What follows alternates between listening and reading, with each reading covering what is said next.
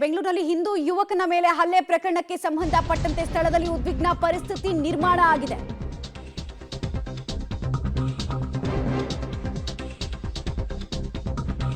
ನಗರಪೇಟೆಯಲ್ಲಿ ಬಿಗುವಿನ ವಾತಾವರಣ ಸೃಷ್ಟಿಯಾಗಿದೆ. ಬಿಜೆಪಿ ಶಾಸಕ ಸುರೇಶ್ ಕುಮಾರ್ ಹಾಗೂ ಪೊಲೀಸರ ಮಧ್ಯೆ ವಾಗ್ವಾದಕ್ಕೂ ಕೂಡ ಈ ಘಟನೆ ಸಾಕ್ಷಿಯಾಗಿದೆ. ಸುರೇಶ್ ಕುಮಾರ್ ರನ್ನೇ ಎಳೆದಾಡಿದ್ದಾರಂತೆ ಪೊಲೀಸರು. ಘಟನಾ ಸ್ಥಳದಲ್ಲಿ ಹನುಮ ಭಕ್ತರಿಂದ ರ್ಯಾಲಿ ಆಯೋಜನೆಗೆ ಪಟ್ಟನ್ನ ಕೂಡ ಹಿಡಿಯಲಾಗಿದೆ. ದೊಡ್ಡ ಸಂಖ್ಯೆಯಲ್ಲಿ ಜನ ಜಮಾಯಿಸಿದ್ದಾರೆ. ಆದರೆ ರ್ಯಾಲಿಗೆ ಪರ್ಮಿಷನ್ ಅನ್ನ ಡಿನೈ ಮಾಡಿದ್ದಾರೆ ಪೊಲೀಸರು. ಈ ಕಾರಣಕ್ಕೆ ಮಾತಿನ ಚಕಮಕಿ ಕೂಡ ಸ್ಥಳದಲ್ಲಿ ಆಗಿರೋದ್ರ ಬಗ್ಗೆ ಮಾಹಿತಿ ಲಭ್ಯ ಆಗ್ತಾ ಇದೆ. ಮೊನ್ನೆ ಹನುಮಾನ್ ಚಾಲಿಸವನ್ನ ದೃಶ್ಯಾವಳಿಗಳನ್ನ ನೀವು ಗಮನಿಸ್ತಾ ಇದ್ದೀರಾ. ಯಾವ ರೀತಿ ಸನ್ನಿವೇಶ ಸೃಷ್ಟಿಯಾಗಿದೆ ನಗರಪೇಟೆಯಲ್ಲಿ ಅಂತ ಹೇಳಿ ದೊಡ್ಡ ಸಂಖ್ಯೆಯಲ್ಲಿ ಹಿಂದೂ ಕಾರ್ಯಕರ್ತರು ಜಮಾಯಿಸಿದ್ದಾರೆ. ಆಮೇಲೆ ಸ್ಥಳದಲ್ಲಿ ಉದ್ವಿಗ್ನ ಪರಿಸ್ಥಿತಿ ಇದೆ. ಇನ್ನೊಂದು ಕಡೆಗೆ ಸ್ವಯಂ ಪ್ರೇರಿತವಾಗಿ ಅಂಗಡಿ ಮುಂಗಟ್ಟುಗಳನ್ನ ಬಂದ್ ಮಾಡಿ ಈ ಹೋರಾಟಕ್ಕೆ ಸಾಥ್ ಕೊಡ್ತಾ ಇದ್ದಾರೆ ಅಲ್ಲಿನ ವ್ಯಾಪಾರಸ್ಥರು.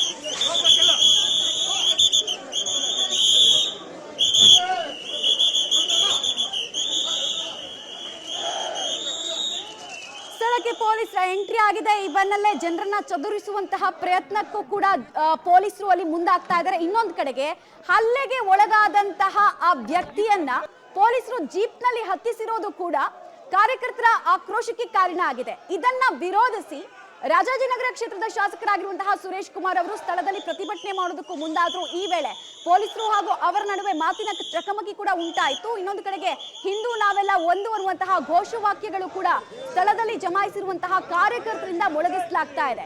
ಹನುಮಾನ್ ಚಾಲಿಸವನ್ನ ಮೊನ್ನೆ ತನ್ನ ಅಂಗಡಿಯಲ್ಲಿ ಹಾಕೊಂಡಿದ್ದಂತಹ ಯುವಕನ ಮೇಲೆ ಮನಸೋ ಇಚ್ಛೆ ದಾಳಿಯನ್ನ 5 ಯುವಕರ ತಂಡ ಮಾಡಿತು.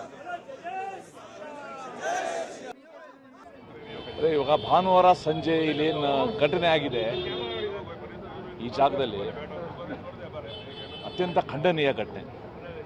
ಒಬ್ಬ 26 ವರ್ಷದ ಯುವಕ ತನ್ನ ಸ್ವಂತ ಉದ್ಯೋಗ ಮಾಡಿಕೊಂಡು ಬೇರೆ ಯಾರಿಗೂ ಕೂಡ ತೊಂದರೆ ಕೊಡದೇನೆ ತನ್ನ ನಂಬಿಕೆ ಪ್ರಕಾರ ತನ್ನ ಅಂಗಡಿನಲ್ಲಿ ಹನುಮಾನ್ ಚಾಲಿಸ ಹಾಕೊಂಡು ಕೇಳ್ತಾ ಇದ್ರೆ ಈ ಅಸಹನೆ ಅನ್ನೋದು ಈ ಮಟ್ಟಕ್ಕೆ ಹೋಗಬಾರ್ದು. ಬಂದು ಅವ್ರಿಗೆ ಮಾಡಿರುವ ಹಲ್ಲೆ ತುಂಬ ಹೊಡೆದಿದ್ದಾರೆ ಅಂತ ಕೇಳಿಸ್ಕೊಂಡೆ. ಸೊ ಇದು ಒಟ್ಟಾರೆ ಸಮಾಜದ ಶಾಂತಿ ಕದಡುವ ಒಂದು ಪ್ರಯತ್ನ ಇದು. ಅವ್ರು ಯಾರಿಗೂ ಕೂಡ ತೊಂದರೆ ಕೊಡ ಅಂಡ್ ಅಕ್ಕಪಕ್ಕದ ಅಂಗಡಿಯವರು ಕೂಡ ಯಾರು ದೂರ ಸಲ್ಲಿಸಿಲ್ಲ, ಏನೂ ಬಂದಿಲ್ಲ. ಇವ್ರು ಯಾರೋ ಎಲ್ಲಿದ್ದವರೋ ಬಂದು ನನಗನ್ಸುತ್ತೆ ಇದೊಂದು ನೆವ, ಇದು ನೆವ ಉದ್ದೇಶ ಪೂರ್ವಕವಾಗಿ ಮಾಡಿರುವ ಒಂದು ಹಲ್ಲೆ ಇದು. ಸೊ ಇದರಲ್ಲಿ ಯಾರು ಕೂಡ ರಾಜಿ ಮಾಡ್ಕೊಳ್ತೇನೆ.